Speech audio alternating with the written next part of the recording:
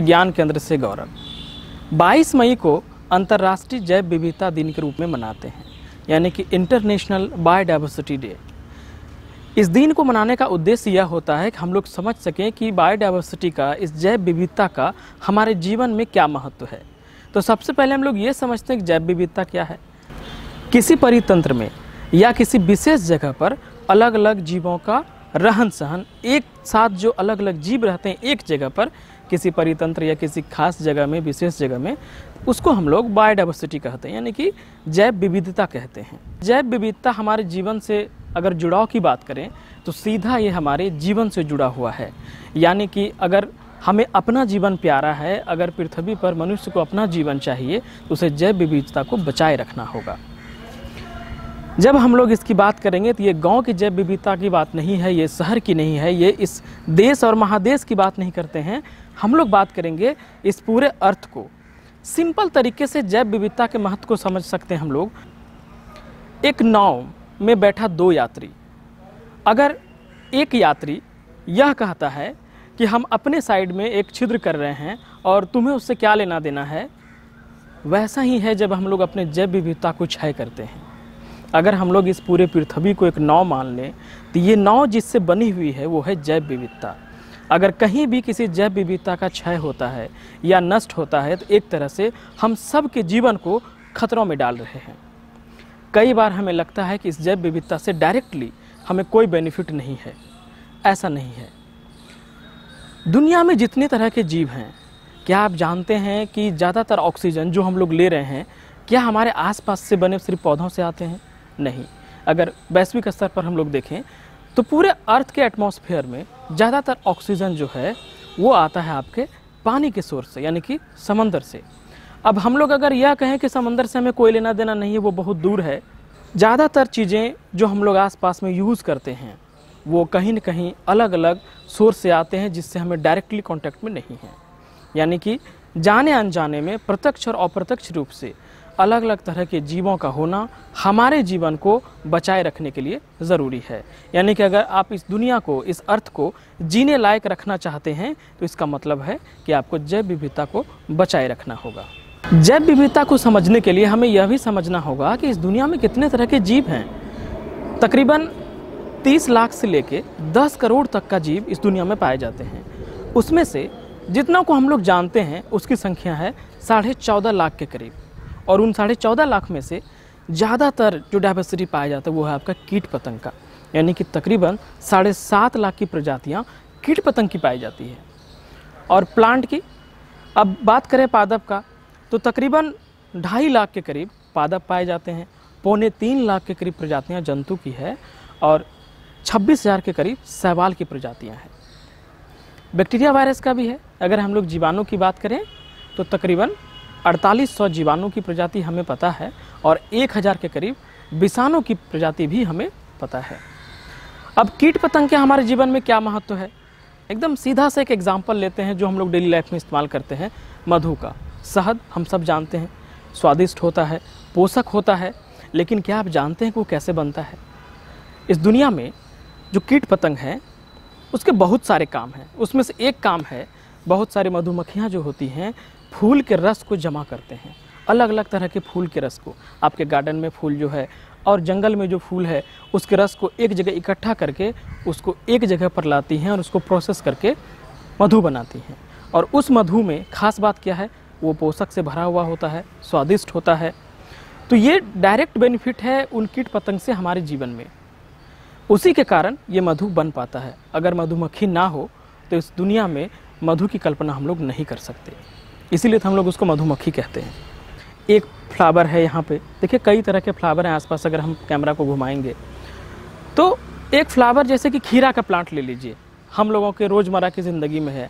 एक खीरा का प्लांट अगर आप अपने घर में लगा लेते हैं और अगर समझिए कि बाय चांस वो खीरा का प्लांट अगर मेल है या फीमेल है तो उस पौधे में फल नहीं आ सकते। क्यों? क्योंकि वो यूनिसेक्सुअल है, यानी कि उस प्लांट में सिर्फ मेल होते हैं या सिर्फ फीमेल होते हैं। तो दोनों प्लांट का होना ज़रूरी है आसपास कहीं भी हो। और दोनों प्लांट, अगर एक प्लांट यहाँ है एक प्लांट कहीं दूसरी जगह है तो उसके पराग का, उसका जो पोलेन है एक प्लांट का दूसरे प्लांट में ले जाने का जो काम है वो कीट पतंग करते हैं। अगर ये कीट पतंग ना हो तो जितना भी क्रॉस पॉलिनेशन से होने वाला फल होता है वो कोई नहीं होगा। उस तरह का कोई फ्रूट हम लोग खा नहीं पाएंगे जो क्रॉस पॉलिनेशन से बनता है। अंतर्राष्ट्रीय जैव विविधता के तौर पर इसे मनाते हैं। आप अपने गार्डन में अलग अलग तरह के फूल को रखना चाहते हैं। जैसे यहाँ मैं गार्डन में खड़ा हूँ, ज़रा कैमरा को अगर घुमाएंगे तो देखिए यहाँ एक अलग तरह का फूल है, यहाँ अलग तरह का फूल है, यहाँ देखिए अलग अलग तरह का फूल है। आप भी इस बात को जानते हैं कि हम लोग क्या चाहते हैं कि अपने गार्डन में अलग अलग तरह के अलग अलग प्रजाति का फूल हो। ये भी इसका एक महत्व है। जैव विविधता का एक सबसे बड़ा महत्व यह भी है हमारे जीवन में, वो सुंदरता को बढ़ाता है, हमारे आसपास की सुंदरता को बढ़ाता है। चलिए कुछ और रोचक बातें। कुछ बायोडाइवर्सिटी जो है जैव विविधता हमें दिख रहा है, जैसे हम देख पा रहे हैं कि यहाँ अलग प्लांट है, वहाँ अलग प्लांट है, जंतु है, एक ही जगह पर अलग अलग जीव रह रहे हैं, ये तो हमें दिख रहा है। अब सवाल है कि इस चीज़ को हम ले रहे हैं अपने हाथ में, ये देखिए मिट्टी है, क्या इसमें जैव विविधता है? हमें आंखों से तो कुछ नहीं दिख रहा, ये सिर्फ और सिर्फ मिट्टी है, ऐसा नहीं है। इसमें भी जैव विविधता है, माइक्रो बायोडाइवर्सिटी। इसमें क्या हो सकता है? इसमें बैक्टीरिया हो सकता है, वैसे बैक्टीरिया जो प्लांट को ग्रो करने में मदद करता है, या ऐसा भी हो सकता है कि उसको ग्रो करने में मदद ना करे, यानी कि इसमें बैक्टीरिया हो सकता है, फंगस हो सकता है। कुछ फंगस लाभदायक होते हैं, कुछ फंगस हानिकारक होते हैं प्लांट के लिए भी। जैसे कि अगर इसमें फ्यूजेरियम हुआ, फ्यूजेरियम ऑक्सीस्पोरम, तो प्लांट को ग्रो करने में मदद नहीं करता, वो उसके लिए हानिकारक है। लेकिन अगर इसमें ट्राइकोडर्मा हुआ तो वो प्लांट को ग्रो करने में मदद करता है। तो ये भी माइक्रोबियल बायोडाइवर्सिटी है। कुछ बायोडाइवर्सिटी को हम लोग आंखों से नहीं देख सकते, लेकिन वो है, हमारे आसपास है, उसको भी बचे रहना बहुत ज़रूरी है। अब फसल की बात करें, अगर आपकी मिट्टी में बायोडाइवर्सिटी नहीं है, अलग अलग तरह के वैसे जीव जो प्लांट को ग्रो करने में मदद करते हैं, तो आपकी फसल अच्छी नहीं हो। सिंपल समझिए, बहुत सारे ऐसे बैक्टीरिया होते हैं जो नाइट्रोजन को फिक्स करते हैं, नाइट्रोजन फिक्सिंग बैक्टीरिया। अगर वो नाइट्रोजन फिक्सिंग बैक्टीरिया आपके सॉइल में नहीं हो, आपके मिट्टी में नहीं हो, तो आपके जो दलहन के पौधे हैं, जैसे कि चना का हो गया, अरहर का हो गया, ये सारे प्लांट में नाइट्रोजन की कमी हो जाएगी और उसके उत्पाद में कमी आ जाएगी। तो हर तरह की बायोडाइवर्सिटी, चाहे वो माइक्रोबियल बायोडाइवर्सिटी हो या हमें दिखने वाला इस तरह की डाइवर्सिटी जो हमारे आसपास हो, या वैसे बायोडाइवर्सिटी जो हम कभी नहीं देख पाते, जैसे दूर दराज समुद्र में जो डाइवर्सिटी है, उन सभी को बचाए रखना ज़रूरी है। तो हम लोग इतना कर सकते हैं कि अपने आसपास जो बायोडाइवर्सिटी है या किसी अपने कारण से हम लोग बायोडाइवर्सिटी को नष्ट ना करें, इतना तो हम लोग अपने लेवल पे कर ही सकते हैं। ऐसे सरकार ने बहुत सारे कदम उठाए हैं जिससे बायोडाइवर्सिटी को बचाया जा सके, जो लुप्त हो रही प्राणियाँ हैं उसको बचाया जा सके। कंजर्वेशन है, पार्क बनाए जाते हैं, जूलॉजिकल पार्क है, बॉटनिकल गार्डन है, ये सारी चीज़ें उसको बचाने के लिए किए जा रहे हैं। अब हम लोग यह समझ गए हैं कि अगर मानव जीवन को इस पृथ्वी पे जीना है तो बायोडाइवर्सिटी को बचाए रखना पड़ेगा। लेकिन हम अपने कारणों से, कुछ अपने कामों से और कुछ प्राकृतिक आपदाओं के कारण दिन प्रतिदिन बायोडाइवर्सिटी क्षरण हो रही है, यानी कि जैव विविधता का क्षय हो रहा है, ख़त्म हो रहा है, बहुत सारी प्रजातियाँ विलुप्त हो रही हैं।